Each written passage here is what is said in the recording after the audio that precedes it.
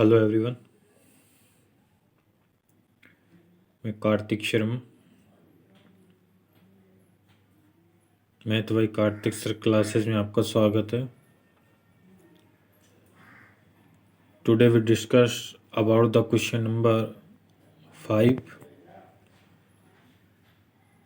सो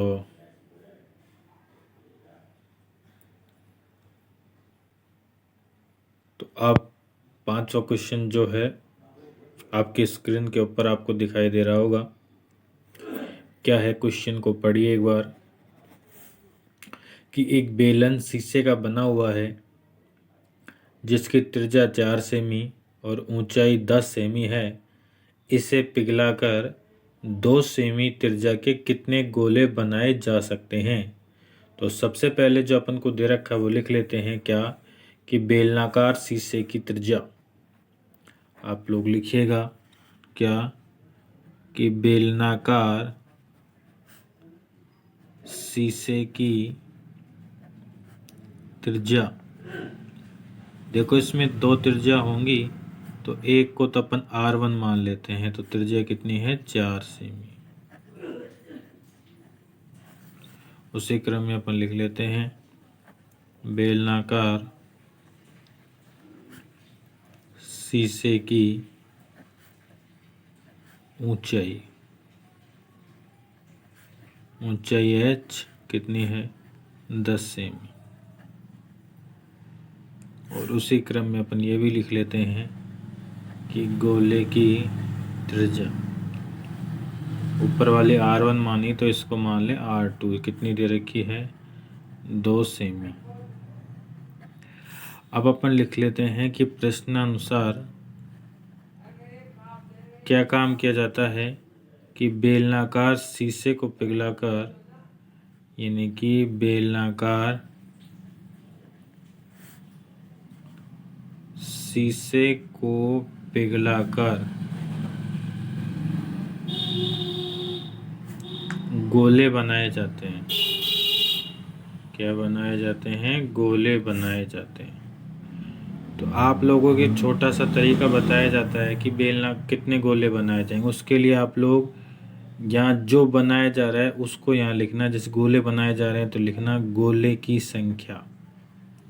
क्या लिखना गोले की संख्या बराबर किसको पिघला कर बनाया जाता है। तो बेलनाकार शीशे को पिघला कर बनाया जाता है।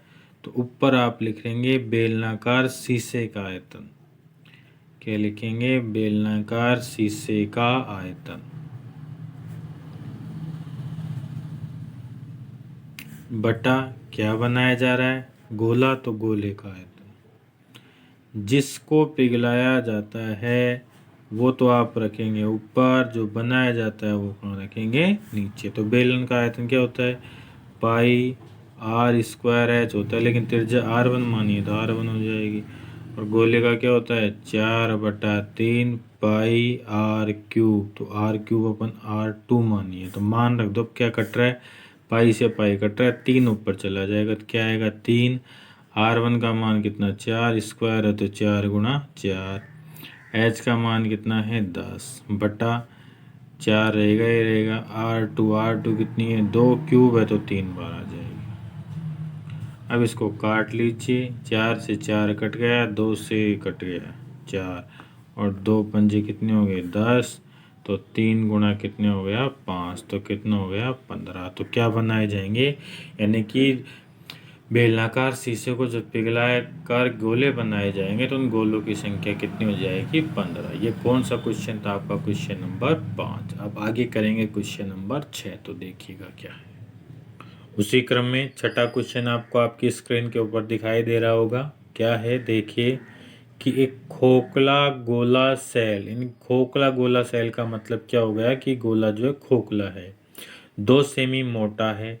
इसकी बाहरी त्रिज्या 8 है और इसमें लगी धातु का आयतन ज्ञात कीजिए। तो देखो पहले अपन लिख लेते हैं कि जो जो दे रखा है क्या दे रखा है कि खोखला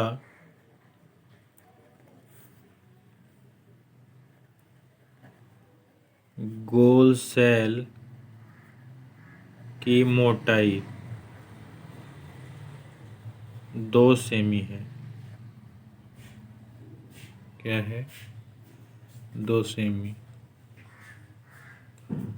अब आपको ये दे रखा है कि बाह्य त्रिज्या, क्या दे रखी है? बाह्य त्रिज्या। बाह्य त्रिज्या का मतलब R1 बड़ी वाली होगी ना बाहर की तरफ, जैसे ये मान लेते तो ये खोखला गोल ऐसे होता है, ये इधर भी होगा ऐसे, ऊपर भी होगा, ठीक है, ध्यान रखना। तो ये बाहर की त्रिज्या बड़ी है तो ये कितनी हो गई? 8 सेमी। अब आंतरिक त्रिज्या निकाल लेते हैं। तो आंतरिक त्रिज्या R2 कैसे आएगी? बाह्य त्रिज्या में से क्या घटा दीजिए? मोटाई घटा दीजिए, तो कितनी आ गई? 6 सेमी। जो आपको गोलीय कोष का सूत्र लिखवाया था ना, तो वही होता है खोखला गोला, ठीक है। तो अब क्या कहता है कि लगी धातु का आयतन ज्ञात कीजिए। तो लगी धातु का आयतन क्या होगा? ऐसे लिखेंगे, खोखले गोलीय सेल में लगी धातु का आयतन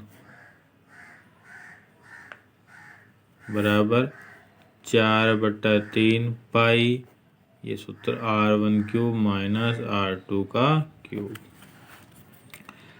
मान रख दो 4/3 पाई, पाई का मान भी रख दीजिए आप यहीं से ही, क्या होगा? 22/7। R1 का मान कितना है? 8 का होल क्यूब माइनस 6 का होल क्यूब। तो क्या हो गया? 4/3 गुणा 22/7 गुणा 8 का क्यूब कितना होता है? 512, और 6 का क्यूब कितना होता है? 216। तब इसको सरल करो, तो क्या आएगा? 4/3 गुणा 22/7 गुणा, इसको जब घटाएंगे तो कितना आएगा? 296। काटो इसको, कट तो कटेगा तो है ही नहीं किसी से भी। तो आप लोग क्या काम करें? तीनों को गुणा करें। तीनों को गुणा करेंगे तो आएगा 26,048/21। जब इसमें इसका भाग लगाएंगे तो आपके पास क्या आएगा? 1240.38 सेंटीमीटर क्यूब। तो किसका आयतन आ जाएगा? एक खोखले गोलीय सेल का आयतन, ठीक है। ये कौन सा क्वेश्चन था? Question number 6। एक और करेंगे 7वां, देखिएगा क्या है।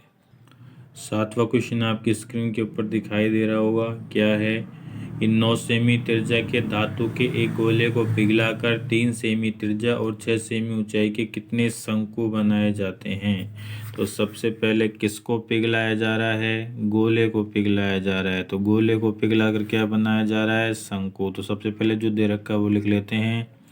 गोले की त्रिज्या, 2 त्रिज्या होगी तो गोले की त्रिज्या क्या मान लेते हैं? R1 कितनी है? 9 सेमी, ठीक है। उसी क्रम में अपन को दे रखा है कि भाई शंकु की त्रिज्या, इसको क्या मान लेते हैं? R2 कितनी हो गई? 3 सेमी। और यहाँ लिख लेते हैं शंकु की ऊंचाई,